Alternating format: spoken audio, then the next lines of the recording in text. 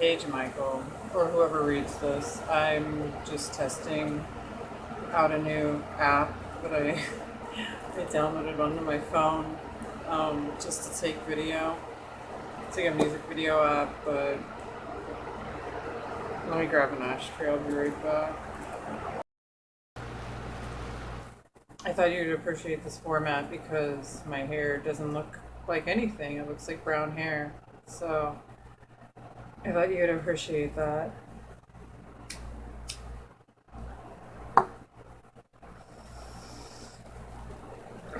One of my favorite books to read from is Yukio Mishima's the Temple of the Golden Pavillion. So here goes. I also used to think the copper gold phoenix which crowned the roof of the Golden Temple, and which had remained there year after year exposed to the elements. This mysterious golden bird never crowned at the break of dawn, never flapped its wings. Indeed, it itself had no doubt completely forgotten that it was a bird. Yet it would be untrue to say that this bird did not look as if it were flying. Other birds fly through the air, but this golden phoenix was flying eternally through time on its shining wings. Time struck those wings, and floated backwards. In order to fly, the phoenix remained motionless, with a look of anger in its eyes, holding its wings aloft, fluttering the feathers of its tail, bravely stretched its majestic golden wings. When my thoughts moved in such directions, the Golden Temple would seem to me like some beautiful ship crossing the sea of time. The art book spoke, drafty buildings and insufficient walls, and its two brought to my attention the form of a ship. The pond over this complex three-storied pleasure boat overlooked could be regarded as a symbol of the sea. The Golden Temple had made its way through an immense night, a crossing whose end could not foresee. In the daytime, the strange ship lowered its anchor with a look of innocence and submitted to being viewed by crowds of people.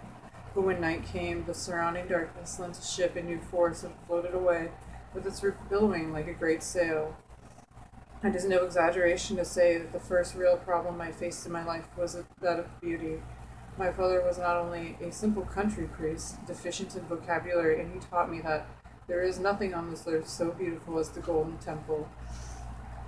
At the thought of that beauty could already have come into this world unknown to me, I could not help feeling a certain uneasiness and irritation. If beauty really did exist there, it meant that my own existence was a thing estranged from beauty. But for me, the Golden Temple was never simply an idea. The mountains blocked it from my sight. If I wanted to see it, the temple was always there for me to go and see.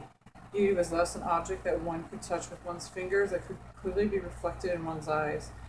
I knew and I believed that, amid all the changes of the world, the Golden Temple remained there, safe and immutable. There were times when I thought the Golden Temple as being like a small, delicate piece of workmanship that I could put in my hands. There were times also when I thought of its huge, monstrous cathedral that soared up endlessly into the sky. Being a young boy, I could not think of beauty as being neither small nor large, but a thing of moderation.